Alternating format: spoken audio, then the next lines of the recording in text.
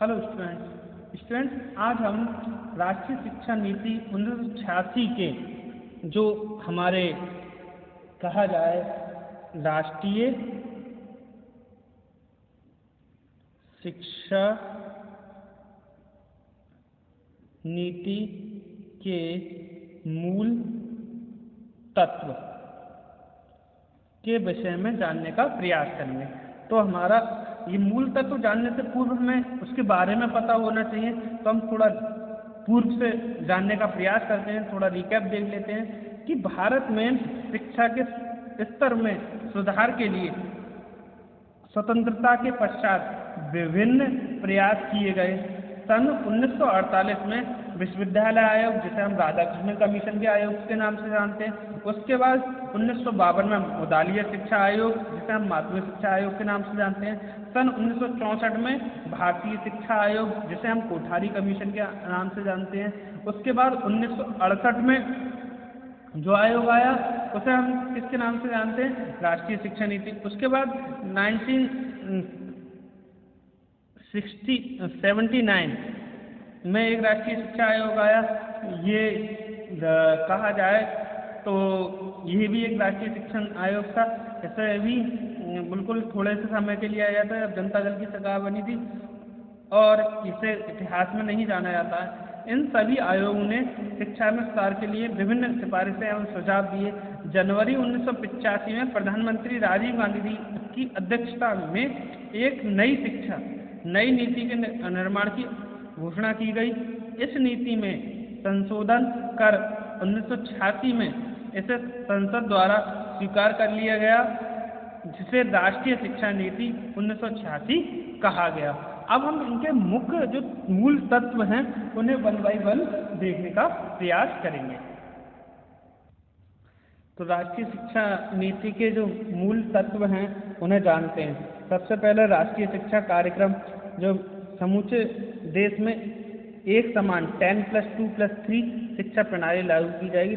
10 वर्षीय पाठ्यक्रम उपविभाजन और 5 वर्षीय निम्न प्राथमिक, 3 वर्षीय उच्च प्राथमिक, 2 वर्ष हाई स्कूल स्तर और 10+2=12 और 3 वर्ष का डिग्री कोर्स। यानी 5 वर्ष के लिए प्राथमिक हो गई, फिर उच्च प्राथमिक 8वें तक, ये 5वें तक, 8वें तक, 10वें तक, 10 के बाद 2 लगा दोगे +2 हो जाएगी और 3 लगा दोगे डिग्री हो जाएगी।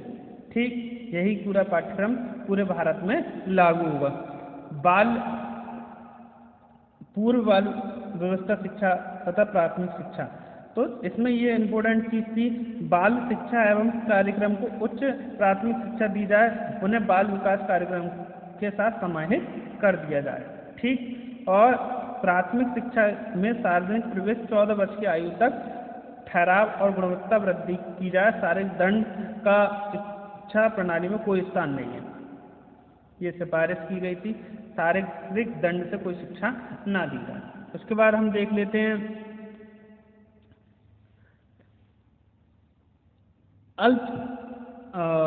अल्पसंख्यकों की शिक्षा।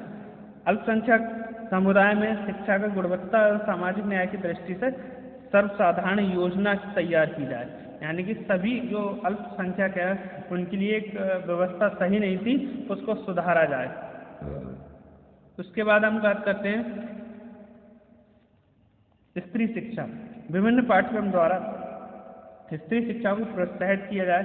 जैसे पाठ्यक्रम लगाए जाए जो स्त्रियों के लिए हो, जैसे व्यावसायिक तकनीकी प्रशिक्षण पर जोर दिया जाए। जैसे व्यावसायीकरण की बात करें हम तो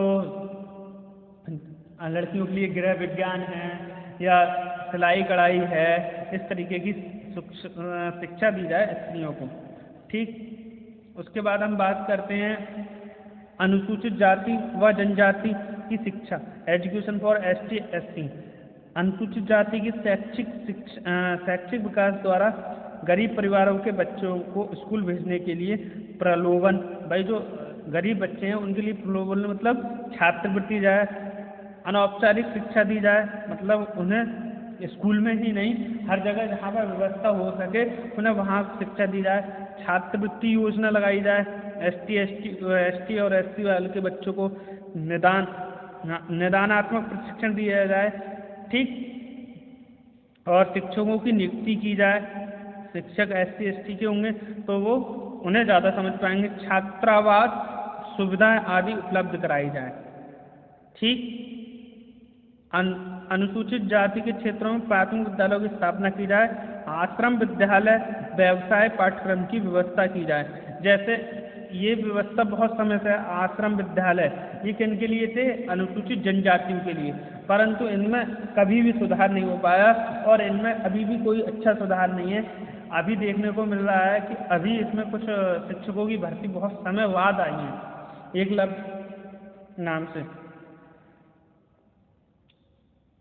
विकलांगों की शिक्षा। शारीरिक और मानसिक रूप से विकलांग व्यक्तियों को सामान्य समुदाय के साथ सहभागी बनाने पर बल देना। विकलांगों की शिक्षा। विकलांगों के लिए व्यावसायिक प्रशिक्षण। अधिक विकलांगों के लिए जिला स्तर पर छात्रावास और स्वैच्छिक प्रबंधन पर विशेष बल दिया जाए।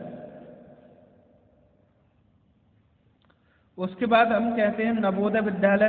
देश के विभिन्न भागों में प्रतिभावान बालकों जिसमें अधिकांश ग्रामीण होंगे तीव्र गति से आगे बढ़ने के लिए अवसर प्रदान किए जाएं और इसलिए जो उनके अवसर प्रदान करने के लिए हर एक जिले में एक नवोदय विद्यालय की स्थापना की जाए, जिसमें से जो विद्यालय हैं उनमें 75% जो ग्रामीण क्षेत्रों के बच्चे हैं और 25% जो छात्र हो वो शहरी क्षेत्रों के हों। ठीक। 1/3 छात्राएं अभिभावकों की आय सीमा के प्रतिपादन के लिए कम अध्ययन करें। ठीक। और उसके बाद आया था माध्यमिक शिक्षा का व्यावसायीकरण। 1990 तक 10% तथा 1995 तक 25% उच्च माध्यमिक विद्यालयों में व्यावसायिक पाठ्यक्रम उपलब्ध कराया जाए। यानी कि जो माध्यमिक विद्यालय हैं उनमें IIT नहीं ITI यानी कि कोई प्रशिक्षण दिया है, सिलाई कढ़ाई, कंप्यूटर, फिटर, पेंटिंग, इस तरीके के प्रशिक्षण दिए जाएं। उसके बाद आता है कार्य अनुभवों को शिक्षा के प्रत्येक स्तर पर आवश्यक तत्व के रूप में स्वीकार किया जाए। कोई व्यक्ति अनुभवशील है तो उसे पाठ्यक्रम में शामिल किया जाए। उसके बाद आ जाता है उच्च शिक्षा एवं खुला विश्वविद्यालय। मैंने आपको बताया था जब 1900 शिक्षा नीति उतारे 1995 में राष्ट्रीय इंदिरा गांधी राष्ट्रीय खुला विश्वविद्यालय यानी कि IGNOU Indira Gandhi national open university को समृद्धता की गई, परंतु इसके विस्तार के लिए 1986 में एक पुनर्गठन किया गया कि इस तरीके से इनमें सारी व्यवस्थाएं हो सकती हैं, शोध भी हो सकता है और आगे काम भी बढ़ सकता है। उसके बाद आ जाता है प्रौढ़ शिक्षा। प्रौढ़ शिक्षा की बात करें अडल्ट एजुकेशन की तो 1985 में इस चीज़ को कहा गया 1986 में कि हमारे देश में जो साक्षरता है वो बहुत कम है तो हमें प्रौढ़ को भी शिक्षा देनी चाहिए। तो जो वहाँ के जो एक तरीके से स्ट्रक्चर बनाया है, जो पढ़े लिखे लोग होंगे वो अपने शहर के प्रौढ़ लोगों को अडल्ट लोगों को शाम में जब उन्हें टाइम मिलेगा तो उन्हें पढ़ाएंगे जो सरकारी काम करने वाले होंगे। उसके बाद आ जाता है ग्रामीण विश्वविद्यालय रूरल यूनिवर्सिटी। ग्रामीण अंचलों के रूपांतरण के लिए महात्मा गांधी के विचारों का आधारित ग्रामीण विश्वविद्यालय का नया पर्यटन विकसित एवं एकीकृत करने पर बल दिया गया। उसके बाद इसका जाता है 12 उपाधि रोजगार असंबद्धता एवं राष्ट्रीय प्रशिक्षण सेवा। चयनित क्षेत्रों में उपाधि को रोजगार से असंबद्ध मतलब मैंने बताया था कोई भी व्यक्ति जो उपाधि प्राप्त कर लेगा उसे राष्ट्रीय परीक्षण सेवा जैसी उपयुक्त प्रणाली से वंचित चरणों में प्रस्तावित कर दी जाएगी, जो स्वेच्छा रूप से प्रशिक्षण संचालित करके विशिष्ट व्यवसाय के लिए प्रत्याशी की उपयुक्त निर्धारित की जाएगी। कहने का मतलब ये है कि ये जो कोई व्यक्ति डिग्री ले लेगा तो उसे ये नहीं है कि हम सीधे उसे रोजगार से जोड़ दें। उसका मतलब ये है कि हमें क्या करना होगा, कोई प्रशिक्षण देना होगा या फिर उसके लिए कोई फॉर्म निकाल कर उस पर मतलब क्या कराया जाएगा, उसकी परीक्षा ली जाएगी और वो परीक्षा में पास होगा तभी उसे रोजगार दिया जाएगा। उसके बाद आ जाती है प्रौद्योगिक एवं प्रबंध शिक्षा, अर्थव्यवस्था को बुनियादी ढांचा एवं सेवा के क्षेत्रों के साथ साथ असंगठित ग्रामीण क्षेत्र को भी उन्नत तकनीकी एवं प्रबंधकीय जनशक्ति की आवश्यकता है। क्लियर। और महिलाओं आर्थिक सामाजिक रूप से कमजोर वर्गों एवं विकलांगों के लाभ के लिए तकनीकी शिक्षा और सामूहिक औपचारिक तथा अनौपचारिक कार्यक्रम की व्यवस्था की जाए। उसके बाद आ जाता है कंप्यूटर साक्षरता। तो ये तो श्रेय साक्षरता ये है, कंप्यूटर लिटरेसी का श्रेय ही उन्हें जाता है राजीव गांधी को, कंप्यूटर लाने का श्रेय ही उसे जाता है। तो चूंकि कंप्यूटर का एक महत्वपूर्ण व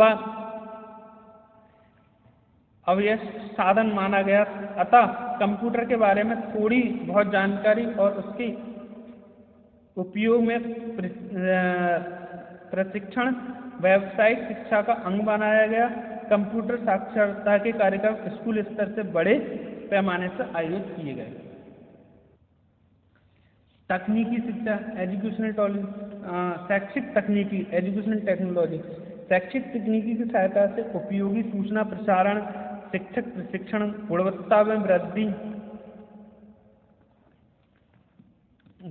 में वृद्धि, कला संस्कृति के प्रति जागरूकता, वांछनीय मूल्यों के विकास तथा औपचारिक तथा अनौपचारिक शिक्षा के क्षेत्रों में विशेष बल।